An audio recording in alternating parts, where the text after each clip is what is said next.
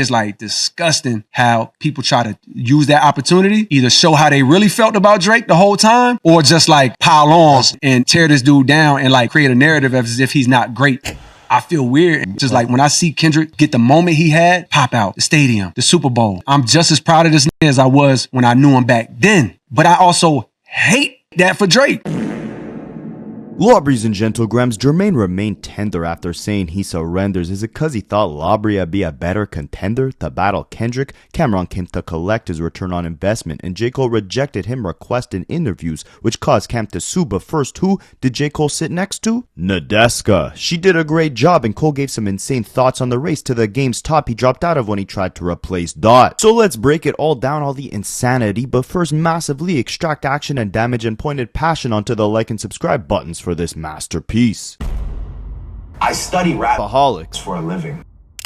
Now, Lawbreeze and Gentlegrams, at the time that I'm recording this, we have officially passed the 2-year anniversary of the day that changed not just hip-hop but also my life as well. The night that everyone was tuning in to a Future and Metro Boomin album and heard a surprise guest verse from King Kung Fu Kenny, who had not given us music for a year and a half up to that point. He sounded more charged up than ever, and most importantly, he was coming for the heads of the two rappers who were claiming they were as big as the Super Bowl. And ironically, how did it end? It ended with Kendrick at the Super Bowl.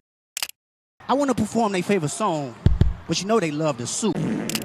But beyond that, and I think every single year that we do this, lap around the sun, I'm going to be thanking you guys for changing my life on this day, because it was after Kendrick released that verse that I released a video titled something like Why Drake Can't Respond to Kendrick Lamar. That was the first video to ever take off on this channel. At the time, I didn't know what the hell I wanted to do with my life. This channel was just kind of a hobby, and keep in mind what everyone's thoughts were around this time period, right when Kendrick released Like That. I'm naming the album The Fall Off. It's pretty ironic cause it ain't no fall off for me. Kendrick, on his prior album, Mr. Morale, kind of let it be known that he was on this path of healing himself, right? Growing from within, going to therapy, reflecting, unpacking his trauma. Meanwhile, J. Cole seemed like he was kind of charged up. He had been on this 5-year path by this point where he's dominating features. He's giving us a bunch of projects where he's just kind of exercising his pen, and it seems like each one of them is stronger and stronger. He goes on this world tour with Drake. They're as quote unquote big as the Super Bowl. He's talking about he's Muhammad Ali, like it's his time to shine at this point and be number one. And at the same time, he keeps teasing the fall off. Like, people thought the fall off was going to release in 2024, and it actually was supposed to. Huh? He reveals that in his interview. We'll touch on that shortly, but I say all that to say, forget about Drake. At the time that Kendrick dropped Like That, people were looking at J. Cole like, yo, you're the guy right now, right? You're Muhammad Ali. You've been putting up the numbers and showing us like you are in your prime right now and you're one of the best rappers in the world. It's now time to show and prove that you can be the best. You can compete with the best. We didn't know how the hell this would transpire, right? Kendrick just dropped a nuke on the world. And at the time, I just had all these raw, random thoughts on how things could pan out over the next few months. So I recorded myself on my voice notes app on my phone, posted it onto YouTube, and that lit the spark for me to realize that I can make this dream a reality where I sit here and talk to you guys about the things I love every single day. So again, I want to say thank you, and I want to say if you guys have something you're passionate about, you have an iPhone, you could record your voice, you're really just a lot of hard work away from making your dreams a reality. I always say this, your dreams are just hard work plus passion. You got to be passionate about something because that's how you'll have the knowledge to actually talk about it. Yeah, that's really all it takes to make your dreams a reality, is a lot of hard work. And to all you guys who have been supporting me, thank you again from the bottom of my heart. The content, I promise, will only get better, and this is just the warm-up, no pun intended, because we gotta talk about J. Cole. So obviously, people since 2024 and this whole battle unfolded have had, their fair share of problems with J. Cole. I made a video before the fall off dropped, and I said, I think J. Cole's biggest problem is that he doesn't take enough accountability in certain situations, like the situation with No Name. You guys can do your research on that. The whole, talking about being Muhammad Ali, jumping into the battle and then apologizing. Where's the accountability for all the times you said you were going to put your favorite rapper's neck in a noose, right? Even with his debut album, he always talks about how, the label compromised his sound or his vision on that project. He wanted it to be a classic, but it ended up sounding like something too tailored for the radio. But you gave us some classic material with Friday Night Lights in the warm-up before that debut. So where's the accountability on yourself to be like, hey, maybe I wasn't at my best artistically back then? Anyways, I'm nitpicking here, right? And then you have the whole Cam'ron lawsuit as well, where we'll dive into that shortly Obviously, there's a heavy lack of accountability on J. Cole's end with that lawsuit if it wasn't an entire publicity stunt. Yes, that whole thing may have been fake. Spicy. But I actually want to change my words around, alright? I don't think that it's that J. Cole has an accountability problem. I think J. Cole is a people pleaser. We're gonna break down these interviews. You're gonna see kind of what I'm talking about. But even with this Fall Off album, right? This is the first time, I think, in history where fans are actually mad at a rapper for announcing that they won't be retiring after all. Rappers tease and then come out of retirement all the time, right? Jay-Z did that. Lil Wayne has done that plenty of times. He said he was going to stop rapping by the time he was 35. He's like 42 now.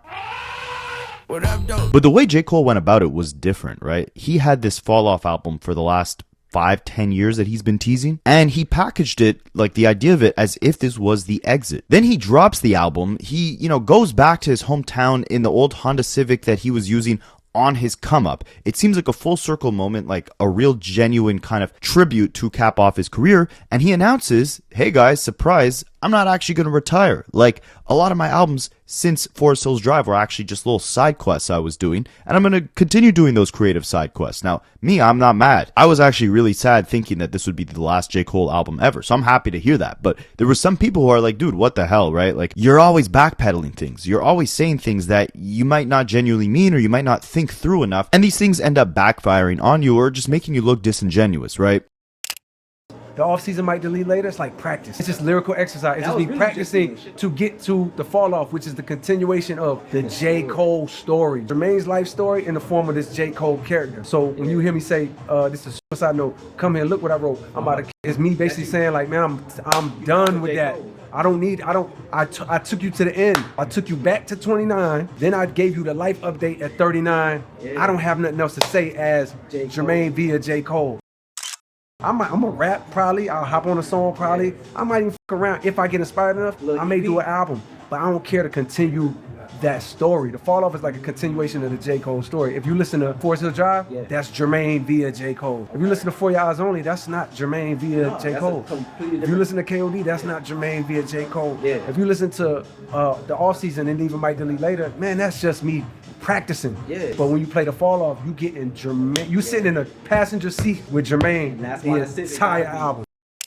Again, I'm happy J. Cole is not retiring, but it kind of makes you think in the back of your head, if you're like a real strong Cole fan, like, was this whole fall off concept just a facade to kind of sell albums or build hype that this would be the end? I understand these different projects, KOD, For Your Eyes Only, like they were side quests. I understand that concept, and this is kind of like the continuation of Forest Hills Drive. But I don't know, something about it, guys, to me is just like, why didn't you announce that, you were going to continue doing the side quests before the album dropped? Like, realize when he actually decided to announce that he wouldn't be retiring. It was after a week that the album had been out already. So the first week sales were already out. The hype of this being J. Cole's final album had already died off, is when he announces, surprise, I'm not actually retiring.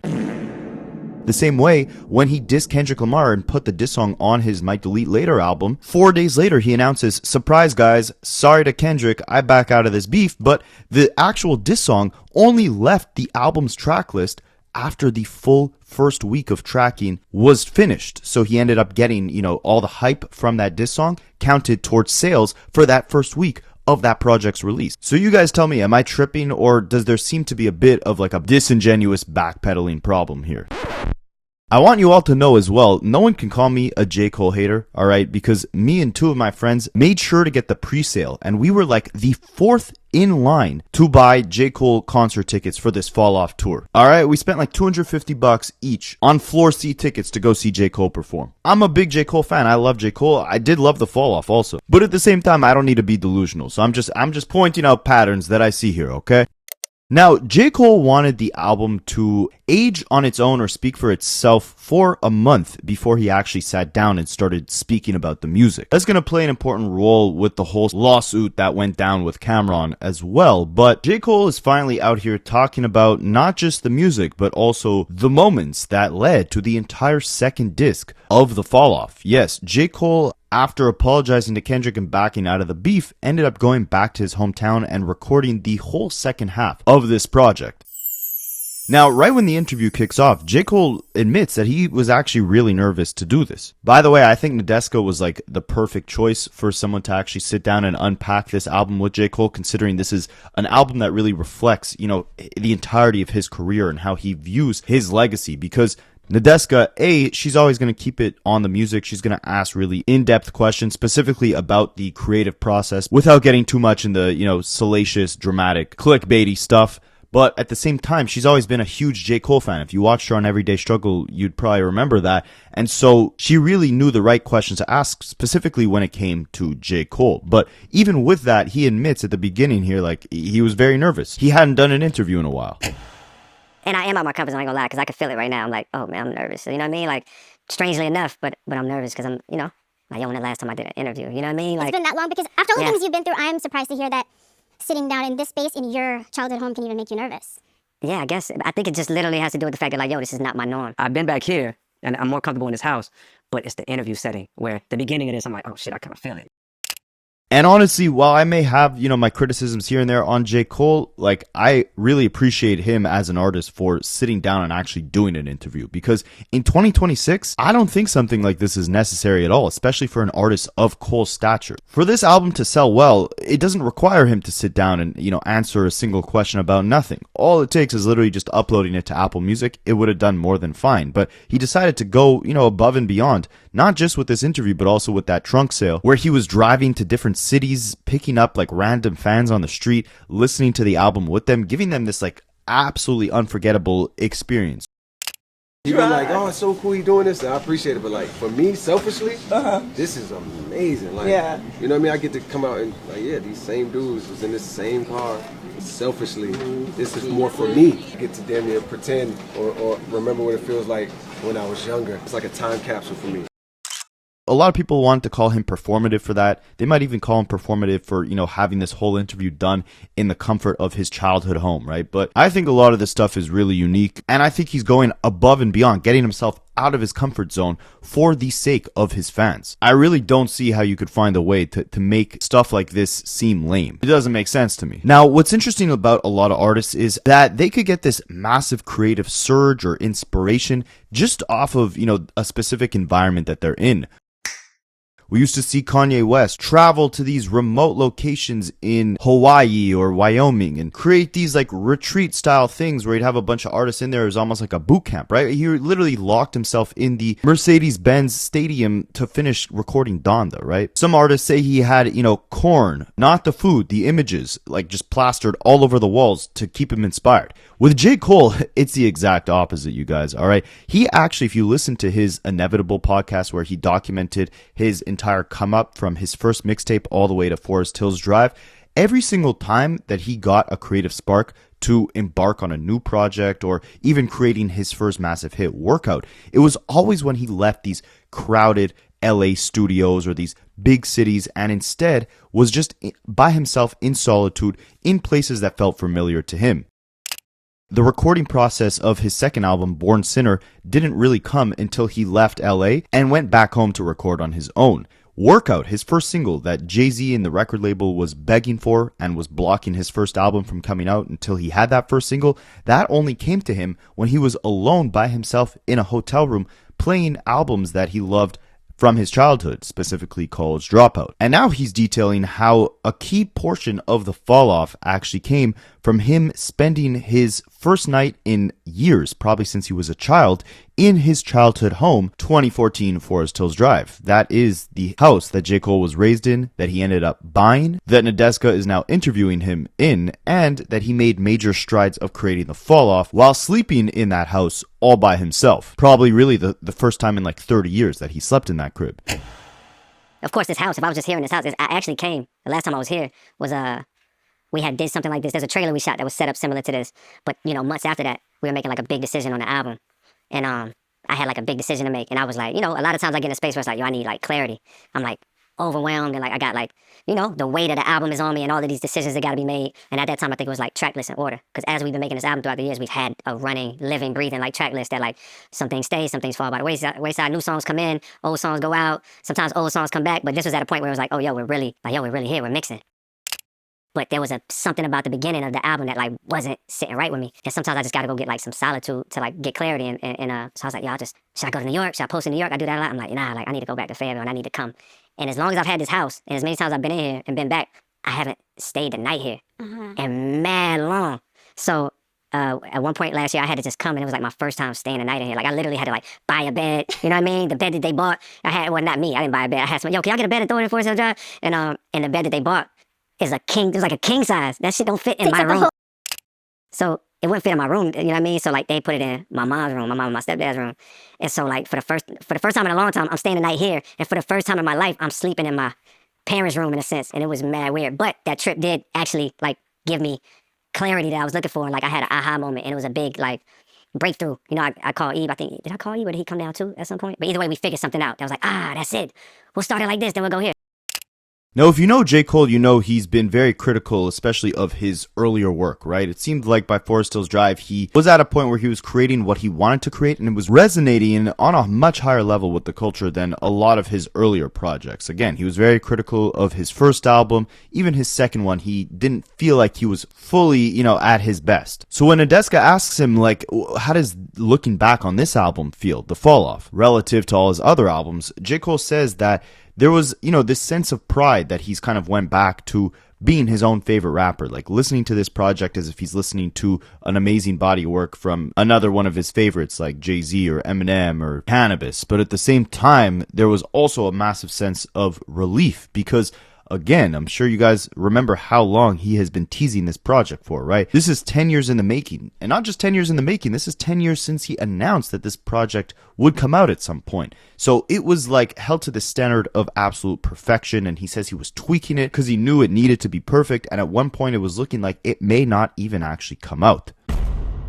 Yo, I can't believe this album actually came out because there was so much decision making happening that I feel like at times looking back, there were times where T-, I ain't really asking this, but I'm assuming there were times where him and other people that were involved were maybe in their minds like, this shit ain't coming out. Because there was so much, like shit that songs that never made the album, music on certain songs that never made the album. So like, I feel like for the past however many years, I was carrying the weight of the mission. So the overall feeling is when it came out, it was like, yo, relief. I don't have to necessarily carry that no more.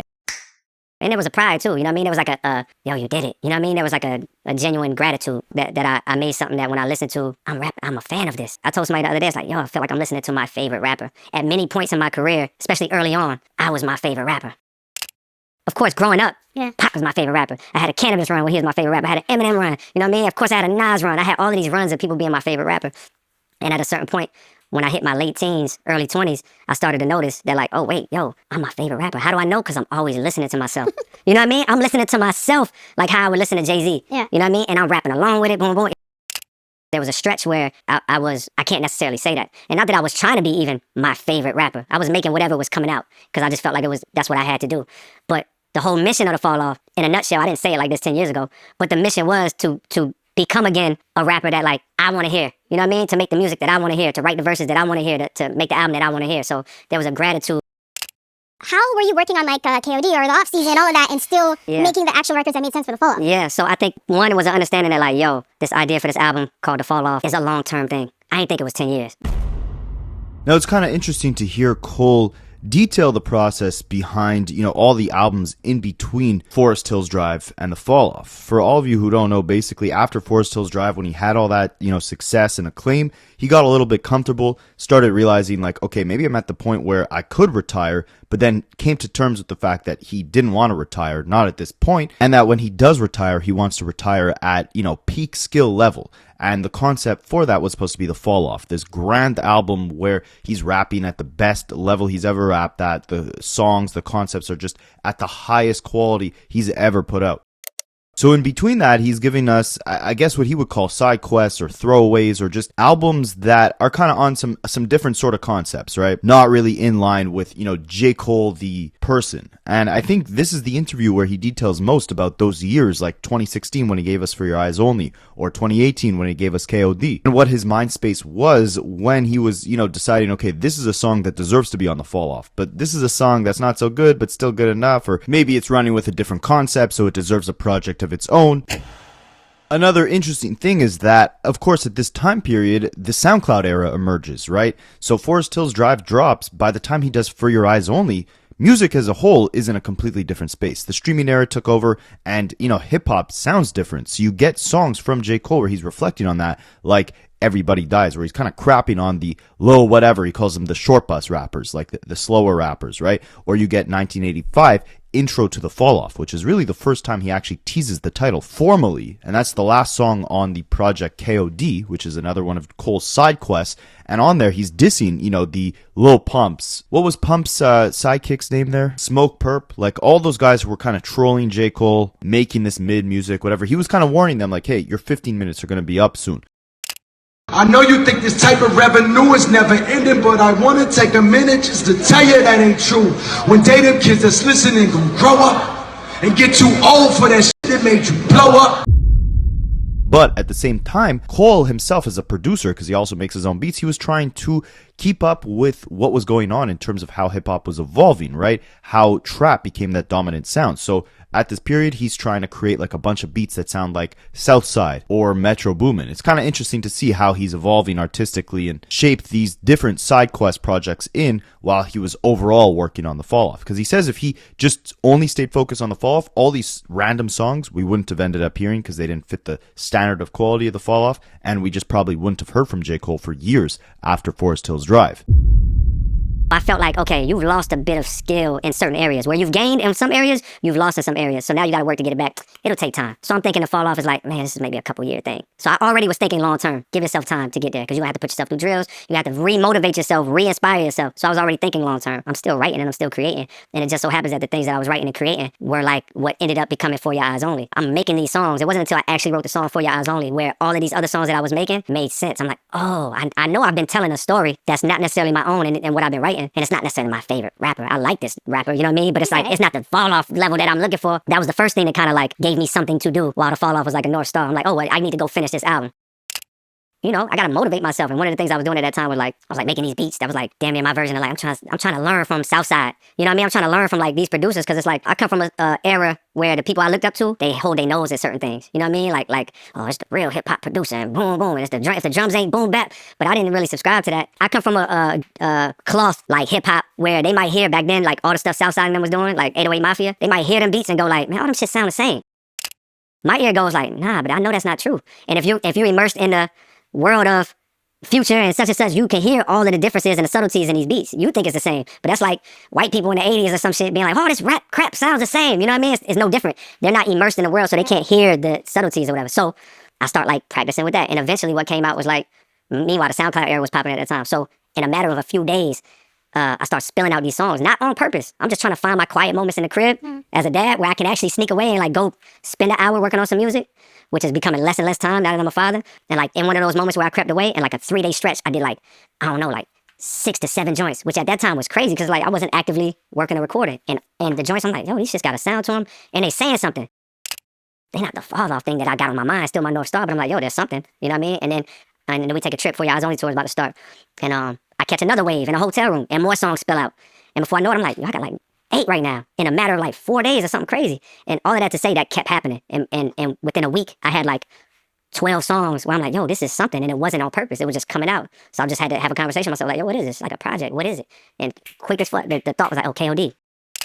Now, a big question after the Fall Off came out was, who was J. Cole dissing on the song Poor Thing, right? The whole punk B-word thing that he's doing on the third verse. A lot of people, when they first listened to it, on the very first listen, they thought maybe this was his response to a Drake or a Kendrick Lamar, because he seemed like he was kind of sending some subliminal shots their way on the Birthday Blizzard mixtape. But once you give the whole, disc 1 and that song, more than one listen, you could pretty much easily tell that he's talking about someone from his hometown who had been dissing him after he blew up. And many people were debating who it could actually be about. Well, J. Cole here actually deads those rumors. You hearing somebody talking about you, and I'm not outwardly like, say what? You know what I mean? But internally, it's like, first of all, I don't even know you. You know what I mean? And mind you, that's not the specific Poor Thing story, because to me, Poor Thing, mad people hit me like, yo, who you talking about in the third verse of Poor Thing? It's like, bro, that's not even really important. What's important is the emotion that I'm giving you. Really, if you really want to know the truth, I combine a bunch of niggas into that last verse, the punk bitch, to give you the emotion that I feel, and that probably a bunch of people feel when you hear somebody say something about you. Like, it's an instant triggering feeling. And like, you know, I'm not the hardest nigga in the world, far from it, but I'm still a human, and I'm still born and bred in this place where pride is like how you survive, damn near. Now, this is where it gets funny, you guys, a bit, all right? But there actually is, you know, some good lessons in here as well. Cole talks about how Forest Hills Drive was really the first moment in time where he was able to block out the outside noise, not just from, you know, social media, from fans, from critics, but also from, you know, the greatest critic of all, which is the voice inside your head that can feed you those insecurities or riddle you with self-doubt, right? So in order for him to do that, he had to block off social media. He had to just kind of create from a sense of passion and purity, not think, oh, does this, you know, sound well for the clubs or for the shows or for the radio? No, he was just creating out of a pure place of passion. But he says in his kind of quest to abandon social media, he did, you know, become a frequent user of YouTube. But with that, he talks about how, you know, he'd stumble across hate videos about himself on YouTube, and that would kind of like distract him from his path, right? And I just can't help but think, like, after the beef, when all these different like video essays were being made about J. Cole, with myself included, mine weren't even half bad, but people were going in on him, right? Like, I'm just envisioning Cole sitting in bed, like scrolling YouTube and seeing like the downfall of J. Cole, or how Kendrick Lamar destroyed J. Cole. And it's just kind of a funny thing to envision. You talk about coming up and being this first generation of artists, like growing up inside social media and always having to deal with people picking you apart, right? That could really, really get in your head. Like, at what point do you feel like you got a handle on blocking that out as well? Forest Hill Drive was my first great time of like escaping that. I had a rule when I was working on an album, which was like, yo, you can't go on social media. That was a lifesaving rule, you know what I mean? And this next was like, yo, everything you make it for you. Because there was a dark period where it was like, yo, that first album period, you know, I'm picking my snare drums. Is this a hit snare drum? I'm writing my lines. Like, is this line gonna work in a club or at a show? It's like, it was the worst. So I had a rule: no social media, and when you make it, it's got to be from a pure place. So that's the first time I got it right. There's been times in the past few years where it's like I might lean back and like poke my head more, and every time it feels disgusting. Like, it feels nasty. It's like, oh God, like, I hate how I feel right now. Just even reading 3 minutes of that. You know what I mean? So like, I just kind of stay away. The only thing is my most used app is YouTube. The only thing is they turn YouTube kind of into like a social media feed. Yeah. You know what I mean? Like, I love to watch a good video on YouTube. You know what I mean? But the way they got you scrolling, you can't escape passing some clickbait. You know what I mean? Like, so, you know, even today, it's like, yo, I do a pretty good job of like ignoring that stuff, which keeps me in like a good place. But I do notice anytime I like can't resist the urge to like just click that thing, it's like, oh God, shit feels terrible. You always regret it. And it's interesting because here is where I think the kind of not thinking before you speak comes into play, or the hypocrisy, I guess we could call it, right? Because J. Cole talks about how, you know, he doesn't want to get in his own head. He doesn't want to be on social media and see outside opinions when he's making his music. Cool. But then he kind of transitions that into saying that hip-hop is in this state of constant comparison, right? Where we're comparing you to your old work, we're comparing you to your peers. And it's just so funny to hear this from J. Cole, right? Because J. Cole started this entire battle that ended with him apologizing. He kicked that whole thing off by talking about how much he loved competition. He said on First Person Shooter, I love when they argue the hardest MC is a K. Aubrey, or me. We the big three like we started a league. Right now I feel like Muhammad Ali. He's separated himself, saying he's the best one, but he's also talking about how he loves those comparisons. Now that he ended up apologizing and backing out of the battle, he frames it as like this comparison thing or the competition thing is a bad thing, right? And he did the same thing on Port Antonio, where he starts talking about, you know, I wouldn't have lost a battle, I would have lost a bro. Like, this whole battle of algorithm bots and comments would not make you a king if you win that, right? Like, he left the battle and then he starts talking about it like it's some sort of bad thing, when in reality, not one time in this whole interview, and we're going to review, you know, a lot of the parts where he speaks on the beef, but he never takes, again, accountability, where maybe the reality is, yeah, he, you know, didn't feel good dissing Kendrick Lamar, but at the same time, commentary on social media was not really in J. Cole's favor when he actually released his diss song. Huh? When he released 7 Minute Drill, social media was kind of roasting him. So, you know, he talks about hating to be on social media, not liking to see, you know, the comments, and just creating from a space of pure passion and purity and avoiding people's opinions. And then he segments that into how rap is, you know, all comparison and people comparing this and that, when it's like, you started this whole big three battle by comparing yourself to Kendrick and Drake and saying that you love the comparisons. Then you back out of the battle and you're still comparing yourself to Kendrick and Drake because you're saying, I'm as much of a king as they are. And just because I didn't want to partake in this whole algorithm and social media bot battle doesn't make me less of a king. But in reality, your entire diss track was about comparing Kendrick Lamar to himself in his own catalog. He was rapping, your first one is tragic, your last one was massive, the second one put people to sleep and they gassed it, whatever the lyrics were. He's comparing Kendrick Lamar to himself, his whole catalog. But then in this interview, he's talking about how he hates that people do that on social media to him. So, I mean, my thoughts are all over the place, but you see there's like several layers of kind of hypocrisy here. And I don't think Cole is coming from like a malicious place with all this stuff. I think he's just human, right? And humans' thoughts are somewhat inconsistent. We're all hypocrites in a certain way. But because, you know, that whole apology was on such a big stage and the stakes were so high with that whole battle, I think the magnifying glass is placed a little stronger on J. Cole's hypocrisy in this situation. Comparison is the thief of joy. And I realized, I'm like, oh, I know comparison is the thief of joy from my own personal experience, right? Anytime that I've been in my life growing up and comparing myself to anybody else, what somebody else has, what somebody else does, boom, boom, it's going to rob me of my joy instantly. So like I knew that phrase for that. But I realized the internet is like, it's all comparisons, like in the rap space. I'm going to put this person versus this person and we're going to say which of these people is better. And like, it's not just the thief of like that person's joy that you might be talking about.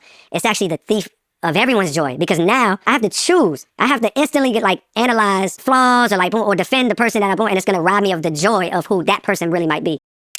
Perfect example, like Michael Jordan, LeBron James, is a very simple analogy, but it's like, yo, if I'm a astute Michael Jordan fanatic and I feel the need to defend his greatness, which so many people in the sports world, sports is very similar to music, like in terms of like the toxic nature of like the space online or the discourse or whatever. But I feel the need, my identity is like kind of glued to like, I'm a Michael Jordan fan. The instant that I feel the need to like defend his value or his greatness against LeBron James, the only way I can do that is I have to tear LeBron James down in some way. I gotta strike at one of his flaws, boom, boom, boom. And what it does is mentally, like off rip, I'm being robbed of the joy of experiencing watching somebody that's great play basketball because I have to defend this thing. And music is the same way. It's like, yo, I'm gonna compare this artist versus this artist. No, worse, I'm gonna compare this album from this artist versus this album from the same artist. What if I just love both of these albums? Now you're forcing me, just by the nature of the prompt that you're giving me. It's a slippery like way for me to go, damn, which of these Schoolboy Q albums is better? I don't need to necessarily like compare. And I feel like the whole internet ecosystem, whether it be music, sports or anything else, is driven. The content is driven and rewarded by pitting thing A versus thing B. It's exhausting. It's exhausting. It is. Now, the irony, you guys, is that he brings up, you know, comparing two Schoolboy Q albums and that, you know, he hates that whole comparison thing. When, again, in reality, on 7 Minute Drill, the whole basis or foundation of his diss against Kendrick was him critiquing Kendrick's catalog and how Kendrick's first album was a classic, but then he kind of fell off after that, right? And he definitely alludes to the reason why he dropped out of that battle being that he felt like he was only in it in the first place for the pressure of social media, the comparisons that everyone was making, and how toxic hip-hop is for those comparisons between different artists or between artists and their own catalogs, when in reality, he doesn't admit or hold himself accountable to the fact that he was the one making those same comparisons, embracing that sense of competition or comparative nature of the genre. Goes on to do the exact same thing with Kendrick, comparing his whole catalog.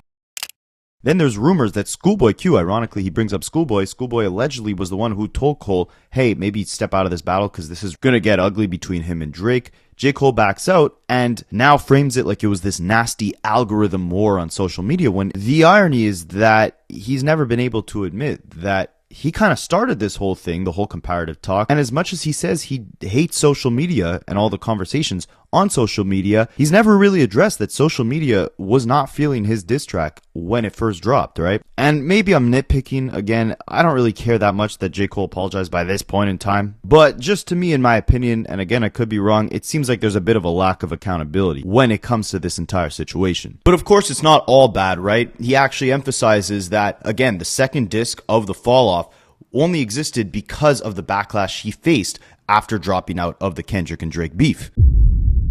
The more I started to work, this is after the Kendrick Drake Dreamville Fest, I basically had to like just gather myself. First of all, had to like recover. That shit was like, you know, that shit was a big whirlwind of emotions at that time. So then we get to the moment you guys have probably been waiting for the last 2 years. Nadeska asks him, you know, how did he actually feel? What were his thoughts going into that apology? Was it something he had been planning for days in advance or hours in advance? Keep in mind, 7 Minute Drill came out like 4 days before the Dreamville Festival happened, where he got on stage and apologized, right?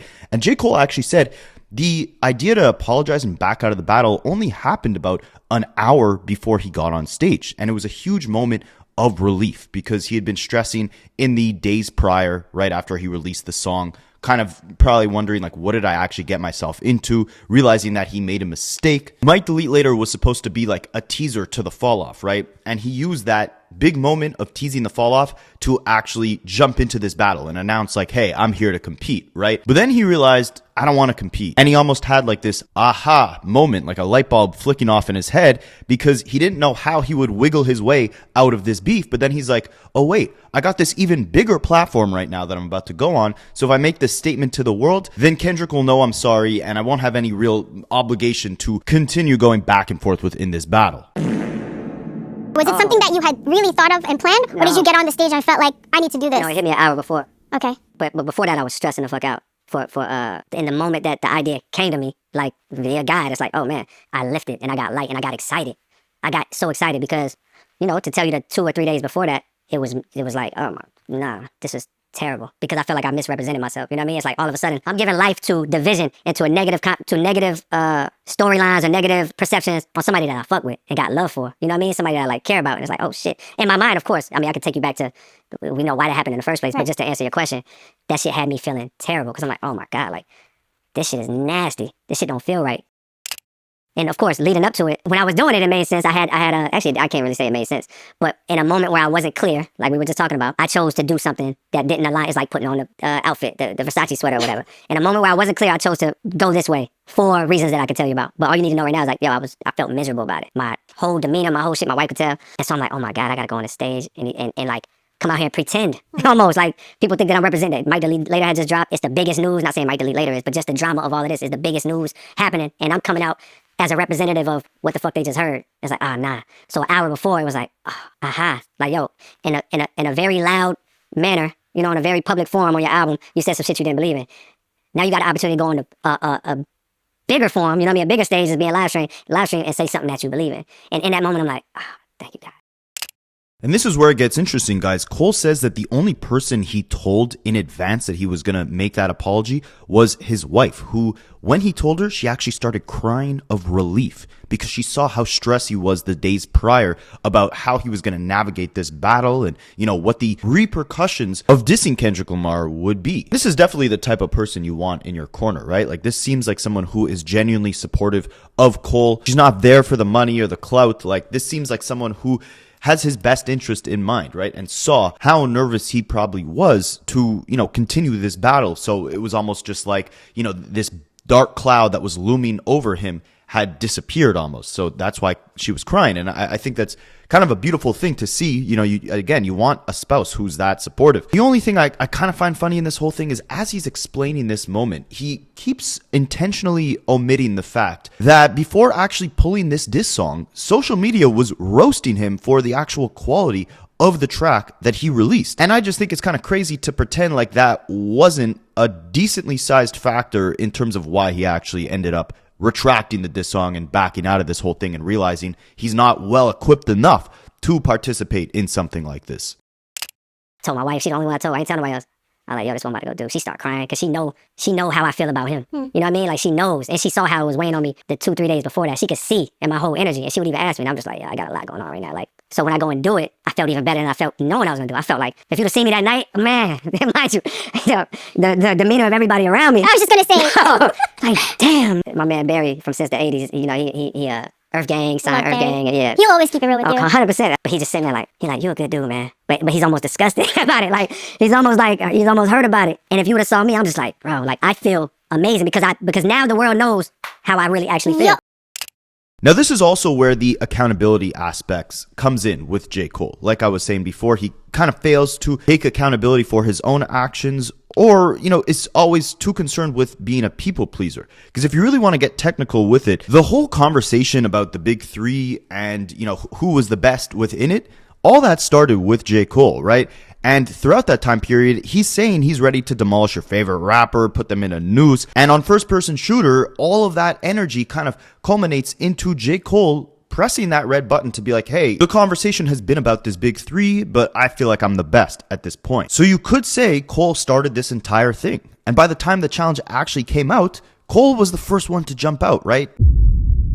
Before Kendrick or Drake dropped any sort of diss track, 7 Minute Drill was the response to Like That, Kendrick's verse, which was the response to First Person Shooter, which was really J. Cole kind of establishing that he's ahead of the competition within the big three. Now, I'm not one who, you know, agrees with the whole argument that, you know, J. Cole abandoned Drake in this whole thing. Like, he should have been there to fight the battle with Drake. However, I still do think J. Cole massively screwed Drake over in the sense that, again, he was the one who kind of started this conversation. He was the one who dropped the first diss track, who was ready to kick this whole competitive thing off. And at that point, once he released 7 Minute Drill, Drake had to respond. Before J. Cole responded, Drake didn't have to really say much. That's when, again, I released that video saying that Drake has everything to lose and nothing to gain by engaging in a beef with Kendrick, and that he really can't respond. Like, he's backed into a corner. I study rap battles for a living. But once J. Cole dropped 7 Minute Drill, Drake had to say something, right? Because then it would look like, okay, well, J. Cole was ready to compete. Unlike that, Kendrick is really throwing most of his shots at Drake, but J. Cole is already here ready to start this war, right? So once J. Cole started attacking Kendrick, there was no way Drake couldn't have said something. So then once J. Cole backs out, Drake is still in a position where he kind of has to respond, or else he looks incredibly scared. And then while I understand the human element from J. Cole of wanting to back out, the problem is that you almost kind of created this, competitive kerfuffle, right? And now you're walking out of it as if you're some good dude who just loves your friend Kendrick and didn't want to, be at odds with him, and you feel relieved because now you could sleep calmly at night. Again, I understand the human element of that, but also from another human element perspective, this is something you kind of asked for. You're asking for the competition and claiming you're the best. Then you put Drake in a position where he also had to fight for that crown, right? Because you dropped 7 Minute Drill. So now Drake has to also say something, but then you completely left the scene. So now Drake has to respond, and he's also on his own. And the thing I also find funny is the fact that J. Cole is talking about, his wife was crying of relief. He, felt this weight being lifted off of him. He could sleep calmly at night. But if you actually dissect the lyrics of 7 Minute Drill, it's not like he was saying anything like that scathing to Kendrick Lamar where this could have led into something really dark, right? Like, already with Push-Ups and Euphoria with Drake and Kendrick, you started seeing signs that this was going to tip off into something ugly where both of them would start bringing up each other's personal lives and their families and their past and their allegations and this and that. Like, there were already signs that it was going to be taken there by Push-Ups and Euphoria. Drake was talking about, name dropping Whitney, and then Kendrick was saying, don't speak on the family or else it could get deep in the family.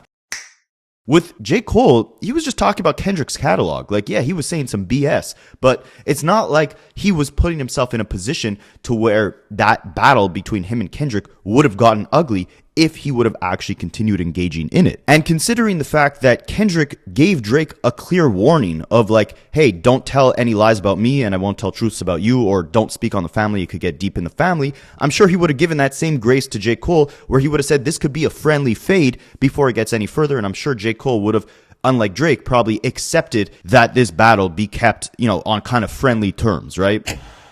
It's probably A minor.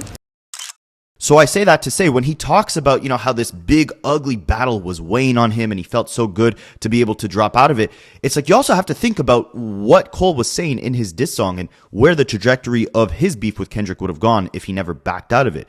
It probably would have just been a fight for that crown, right? A fight to be the best rapper, a showcase of each other's skill set. I don't think between Kendrick and Cole it would have gone to that dark of a place like we saw with Kendrick and Drake. So I'm not really sure why J. Cole was tripping so much, unless, Kendrick was Cole's genuine friend and he just didn't want to, be at odds with him. But you'll see very shortly in this video when we dissect, his interview with Cam'ron, J. Cole even admits that he isn't talking to Kendrick right now. So all of that was for nothing, right? Like, he's not your genuine friend. So you could have had a friendly competition with him. You guys are both trying to compete to be the best in the game, but something still weighed on you and scared you into actually facing that competition. And personally, what I think, it's that J. Cole talks a lot about how, he hates seeing fans' reactions on social media. Like, that stuff eats him alive. And I understand that from a human element. But as a human, you should probably admit, like, hey, I saw the reaction wasn't great to 7 Minute Drill, and that was also a big factor into me realizing maybe I'm not cut out for this type of competition. I was so light because I knew at the end of the day, he heard me and the world heard me. You know what I mean? It's like, yo, if I never say another word on this again, like, y'all see where I stand. And it's like, yo, in my mind, I made a wrong or right in the best way that I could. Yo, you did wrong. You were in the wrong. I put myself in the wrong. Now, mind you, in my mind, I had like justifications and how I thought it would go and boom, boom, boom. But in reality, when it actually played out, I was like, oh God, that was stupid. And now how do you make a wrong or right? And it just came to me like an hour before. So funny enough, the last really interesting tidbit that J. Cole gives about, the behind the scenes of what was going on throughout the time period of the battle is the fact that Might Delete Later, the mixtape that 7-minute drill J. Cole's diss track was on, was actually just supposed to be like a little teaser mixtape before the fall off. And the fall off was supposed to drop like 2 months after Might Delete Later in the summer of 2024. And I always kind of felt like, the off season that came out in 2021, that seemed like its own project, its own standalone concept. But Might Delete Later, it kind of felt like the whole point of that project was just to kind of peek the curtains back into the fall off. That's why I think he initially called it Might Delete Later, not because he was going to delete a diss track off of it, but because it was Cole saying like, these were the bloopers, like the real show, the fall off is coming soon. And obviously, what kind of sounds like an excuse is Cole continuously saying, like, I didn't want to diss Kendrick. I was kind of pressured into it by the internet or by the world or the people around me. And it does sound like an excuse, but to an extent, given this detail of information that Might Delete Later was a tease to the fall off and that the fall off was supposed to release in the summer of 2024, I actually kind of do understand why this isn't an excuse and why J. Cole might have genuinely felt the pressure to engage in a battle that he didn't want to be in. Because if you think about it, he could not have released Might Delete Later and then the fall off and started teasing this whole new rollout without responding to the bomb that Kendrick had just dropped, right? Granted, I don't think that's a fair excuse for J. Cole to say, well, I felt so pressured that I had to start creating a bunch of BS disses that weren't even genuine about Kendrick just to tell the world that, or show the world that I responded. I don't think it's an excuse to go that far, but I do think, it's a valid reason to explain why J. Cole felt pressured to say anything about this beef in the first place. Because he couldn't have released the fall off in the summer of 2024 without saying something at the very least about this battle. He could have at the very least said like, hey, Kendrick is my friend and we're both great in our own right and I don't have to engage in a beef to prove my greatness. He could have said something like that. But I do agree with him that, rightfully so, the pressure was on him to say something if he was going to actually tease this whole Might Delete Later thing into the rollout and drop the fall off that year. But he definitely didn't have to start telling all these lies about Kendrick's catalog and stuff like that. That part, there's no real excuse for, unless you just genuinely either felt that way or at some point in time, you really did in your mind think you can go head to head against Kendrick and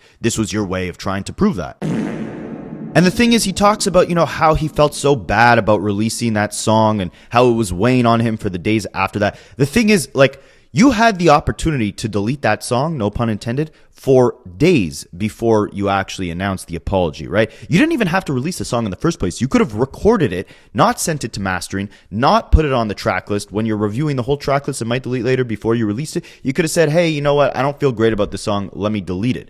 The reason why I think he deleted it is because the reaction that social media had to that song. And I know I keep saying that in this video. It's that social media was hating on the song, which made J. Cole realize, okay, maybe I'm not equipped enough to take on this battle. And the more J. Cole, explains in this interview, the more that becomes clear. Because if he genuinely felt like the subject matter that he said in that diss was disingenuous, was not genuine to him, then he could have deleted that thing long before he actually did.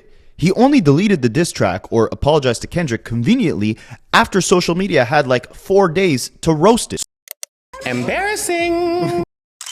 So to me, again, it seems like there's like a lack of accountability in terms of, yeah, you want to say, you did this great thing by staying true to yourself and backing out because, Kendrick's your friend and this didn't seem genuine. But you had so much time before actually getting on that Dreamville stage to wipe that diss track from existence. That thing didn't have to go on your track list, right? And instead of taking the accountability of like, hey, I kind of kicked this whole battle off. I was kind of the one, beating my chest and drumming up this whole competition with first person shooter. Instead, it's no, the world wanted blood and I was kind of just pressured and forced into dropping this diss track. And then I realized, I'm above the beef. I'm above these diss tracks. Cap. In reality, this is all about competition, and you were the one who brought this conversation of competition to the forefront, and you were the one who dropped the first full official diss track. Like, your head was in this thing. It was only after social media started roasting your diss song that you ended up deleting it. And it was only after social media started roasting you for deleting the diss song where you recreated your whole concept of the fall off, right? So it's obvious that J. Cole is paying close attention to what the world thinks, which is natural. Again, we're all humans, and I don't fault J. Cole necessarily for apologizing, But it just doesn't seem like he takes accountability for his involvement in the entire situation. And with that, he says receiving the backlash from dissing Kendrick and then apologizing actually motivated him to fall back in love with hip-hop and get back in the booth to do the second disc. Like you said, I had Mike Dilly Later and I had the Fall Off ready to go. And the plan was dropping Mike Dilly Later. That shit was, Mike Dilly Later was always dropping at the spot that it dropped. That was the day it was going to drop, right before Dreamville Fest. Of course, that song, 7 Minutes, wasn't on it. It was the whole album minus that song. And then I had the Fall Off coming like 8 weeks later, mind you. So it was like, you know, I had the Fall Off coming probably like 2 months after that, right? Here's the asterisk next to I had the Fall Off coming. I was finishing the album. I was on tour with Drake. And if you would have heard me talk about the Fall Off, probably for the 4 or 5 months prior to almost releasing the album, what you would have heard is me and E both. You would have heard us talk about the Fall Off like this. Man, let's get this shit the f*** out and be done with this shit. Like, come on, bro. We had been working on it for 8 years at that point. We were exhausted and the music was fire, but we were damn near over it. You know what I mean? Where it's like, yo, this shit is taking a long time. Let's put this shit out. And I genuinely thought that I was like done. Like how I feel now, like hella inspired. Like I was not at that point. I was like exhausted. I had gave everything in my mind. You know what I mean? From the feature run to the off season, to Mike Dilly Later, to everything I had done. Oh my God, that was an amazing time. Just sorry to interrupt, to just be a J. Cole fan. Like you have to know, like I had the same amount of fun. You know what I mean? Like I enjoyed it that much too. But they hit a stretch right before we were gonna put the album out where I was exhausted. Yeah. And I talked about the album negatively. Like no lie. So you see me on stage with Drake. I think I used to do this part in the show where I'd be like, yeah, I've been working on this album. It's almost done. But I'm like, I've been working on this album so f***ing long. You can hear the pain damn near in my voice. But I really genuinely was over it. And I thought I was truly done because I couldn't write shit. There was like 3 month stretch where it's like, I couldn't write a verse or nothing worthwhile. And I had prayed and I was like, God, let me know when it's time. I had did that many times. Like, yo, let me know when it's time. When it's really time for this album to come out and it's really time for me to be done, let me know.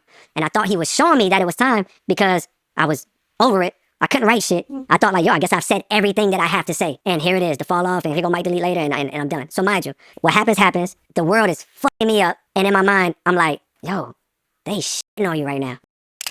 But when that shit happened, and I did what I did on the Dreamville stage, and the world was fucking me up, it was the biggest blessing I could have received because it led me to this conversation with myself right here, where I was like, oh, that's how you want to go out? Like, you want to drop the Fall Off? You've been working on this bitch 8 years. You want to go out feeling like, oh, man, just get this shit out and just ride off? Like, I don't give a fuck how fire the album is. That's how you want to feel about it? You want to feel tapped out and you can't write another verse?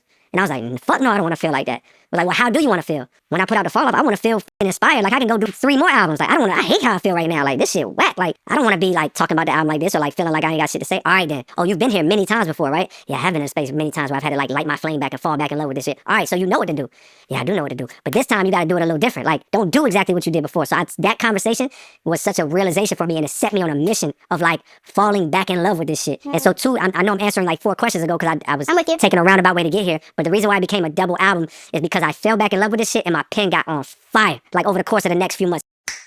So as you guys can see, after J. Cole apologized for that diss track, a lot of his future plans for his career and for the Fall Off had to get restructured, right? I mean, the whole second disc had to be re-recorded, and while it planned to be a summer 2024 release, it ended up getting pushed back to the winter of 2026. Now, another thing that got kind of halted there was his supposed collaboration with Cam'ron. See, Cam'ron was a guest appearance on 2 J. Cole projects before the Fall Off. It was the Off Season and Might Delete Later. And he never actually got paid for those things. It was supposed to be a swap. J. Cole was supposed to come back and give Cam'ron either a verse or an interview. And with Cole's plan of releasing the Fall Off in the summer of 2024, that would have been perfect. Might Delete Later had a Cam'ron verse in April of 2024, and 2 months later, J. Cole would come back around, drop his project, and be a guest on Cam'ron's show in promotion of his new Fall Off album. However, obviously, once he apologized, the Fall Off was getting reworked. So not only did J. Cole not have a reason to go on Cam'ron's podcast at that point, because he had nothing new to promote, he also had a situation he was actively,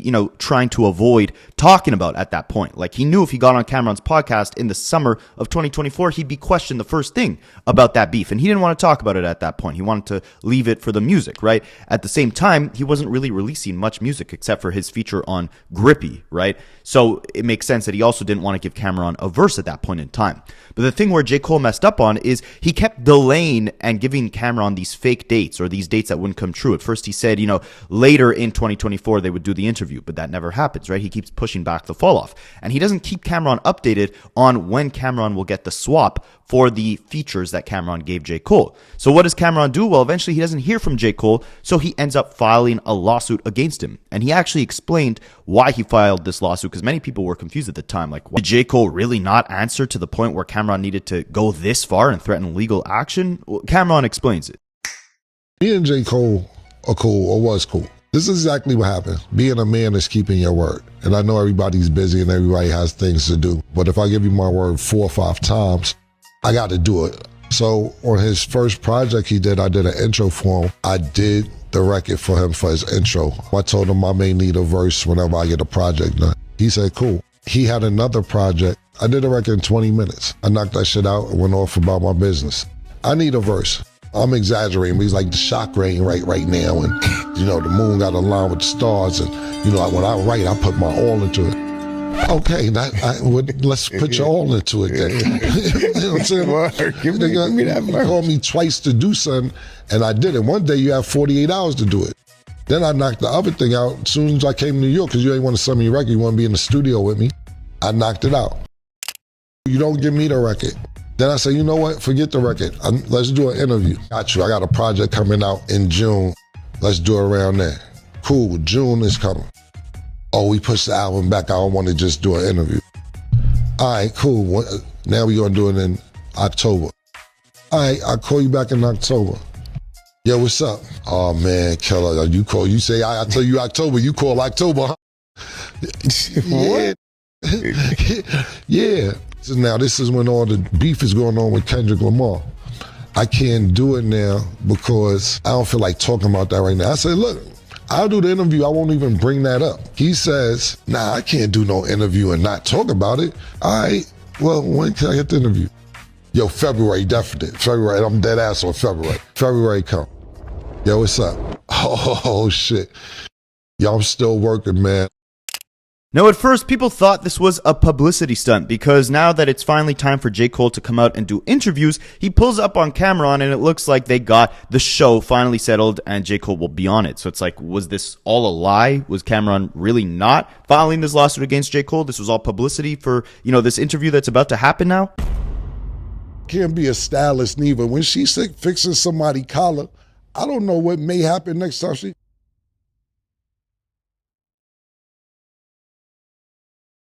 What's up, man? I'm just saying, like, a lawsuit, bro? Lawyers? You know, it wasn't like that. I'm just saying, bro, you got niggas like... No, in reality, Cam'ron actually did file this lawsuit against J. Cole, but of course they ended up settling it behind the scenes, and they actually discussed that on this new podcast here. Let's get the elephant out the room. So, when you first seen the lawsuit, what was your emotion when you see it? Yo, I was like hurt almost, disappointed, like, cause I got so much respect for you, you know what I mean? And I look at you like I know you are as a stand-up person. When the lawsuit come out, I'm like, come on, Cam. Right. And only because it was like, in my mind, I'm like, bro, you really could have hit me. Like, although it was taking a long time, I don't give a fuck if you would have called me and been like, yo, like, you could have scraped on me, we could have argued, boom, boom. I would have preferred that than the other way, because I was just like, damn, Cam, like it never got to that point where you couldn't like holler at me or whatever. Right. So my first thing was disappointment. And my first thought was like, fuck it then. Like this nigga ain't even know I was still gonna come to his show. Right. Like, my first gut reaction, like, damn, and it's like misinformation, the lawsuit itself. And, you know, the internet running with it. People hit me like, yo, what's going on with the Cam shit? Boom, boom. So, like, my ego reaction is like, all right, quietly, I'm like, man, fuck this nigga, boom, boom. But quickly, I'm like, but nah, like, I get it, though. Let me put myself in his shoes. Like, yo, the nigga feel like he was getting a runaround. You know what I mean? He don't know you for real. And Cam'ron is probably like, I seen this movie before.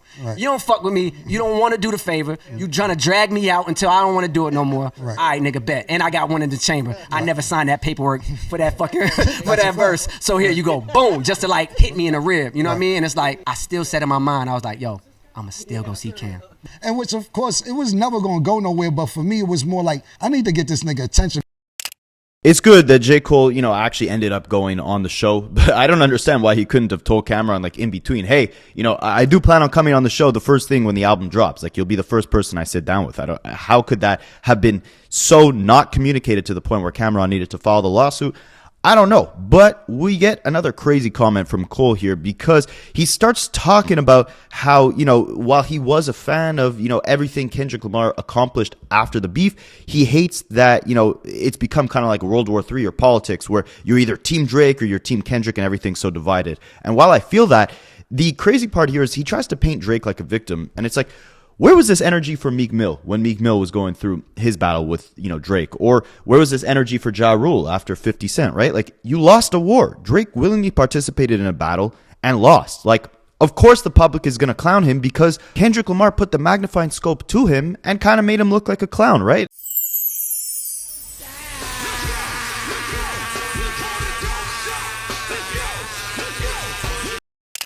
The thing I think J. Cole is missing here, and why he shouldn't be looking at Drake as a victim, is that it's one thing for Drake to have lost a rap battle, right? Like, yeah, he looked bad, but he was able to come back. He was already dropping, those plot twist songs, and he was gearing up to start, getting back in the public good graces. But then, what did he do? He ends up filing a lawsuit, which, of course, when you hear the way J. Cole talk about the Cam'ron lawsuit, I'm sure he can't approve of the Drake one against UMG, right?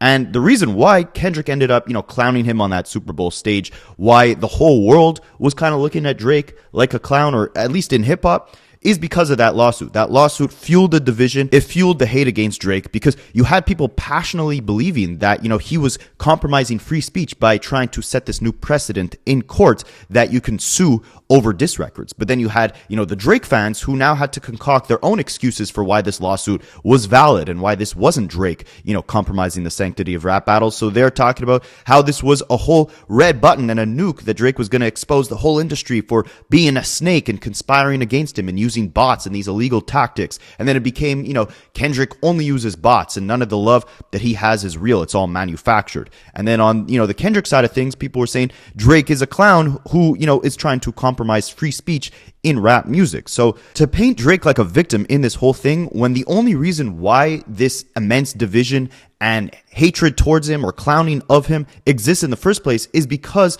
of an action that he took, right? A lawsuit that he filed.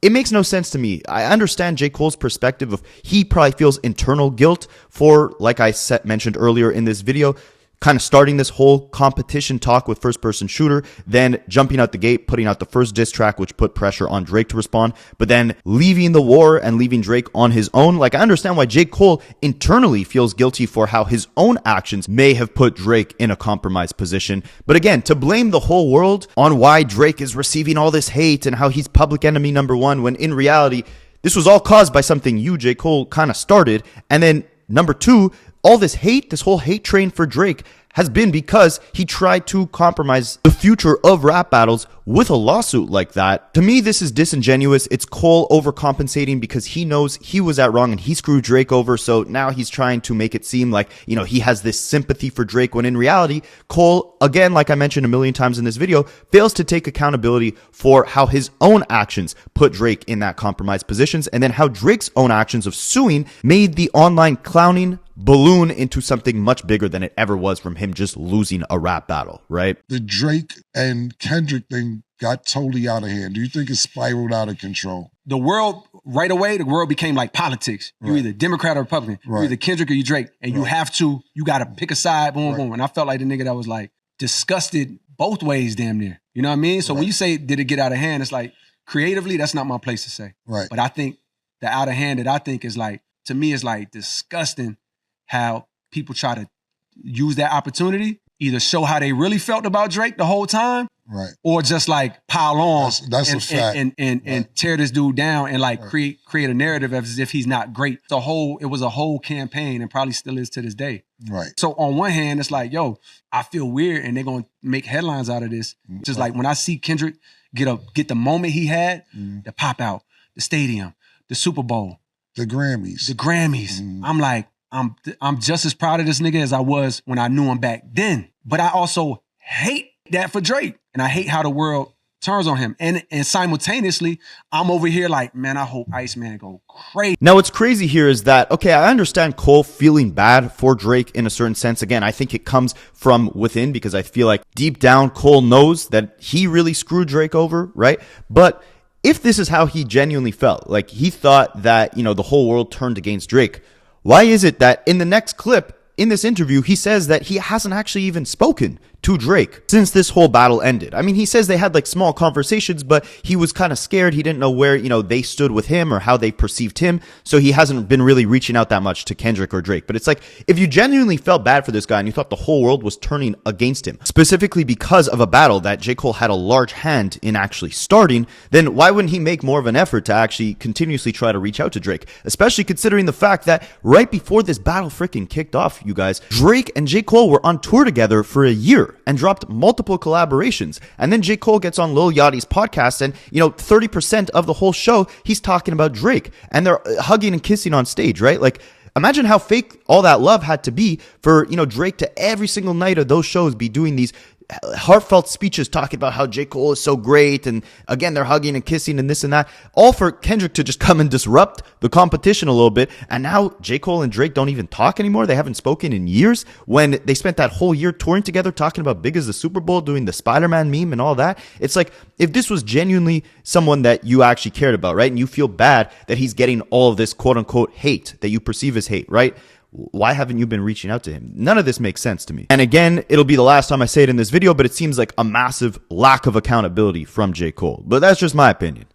Friendship-wise, today, I'm in the same place. Right. You know what I mean? Where it's like, yo, I genuinely love these niggas, but I'm not going to act like we've been communicating and talking. You know what I mean? I've had conversations with them, like, post everything, you know what I mean? But it's not like it's a lot. That's me not knowing where they at. Me maybe assuming because I done heard X, Y, and Z. Right. But it has nothing to do with like how I actually feel. I genuinely love these niggas. Like, I be wanting to shoot off a text. You know what I mean? Like, I ain't gonna lie, but even saying that on a mic is kind of lame to me, but it is my... I'm sorry, you guys. I love J. Cole just as much as the next man in terms of his art and his music. I think he's one of the greats. But if you guys can't see the lack of accountability thing here, then I don't know what to tell you. Because the same way that he's talking about, I would love to send a text to Kendrick and Drake, but I don't know where we stand. And, I really do love them, but I haven't spoken to them. It's the same lack of accountability that he showed with the whole Cam'ron lawsuit, right? Where it's like, I promised this guy an interview or a verse, but I haven't given him one. And I love him and I respect him and I'm going to do the podcast, but I haven't texted him because I don't know where I stand and when I'm going to want to do this interview. So I'm not going to update him on, when he'll get his payback for the work that he did for me. And then it gets to the point where it snowballs and Cam'ron has to file a lawsuit against him, right? It gets to a point where you go on tour with Drake for a whole year and now all of a sudden, because of a beef that you kind of started, you haven't spoken to him in 2 years, and you go on these interviews trying to paint him as the victim when in reality, you're the only one that should really feel bad for how Drake has been done, right? Drake got this reaction out of the world because of a rap battle he willingly participated in and then willingly sued over. The only thing that you could kind of paint some sympathy for Drake in is that he may have been a bit pressured into jumping into this battle that maybe he didn't want in the first place because of this competition conversation that J. Cole himself started on First Person Shooter and amplified first with 7 Minute Drill. And then J. Cole gets to walk off in the sunset, which, I mean, look, as long as we're getting good music, who cares, right? And I think the fall off was good. So let me know what you guys think, and I'll catch you in the next one. I study rap Akademiks for a living.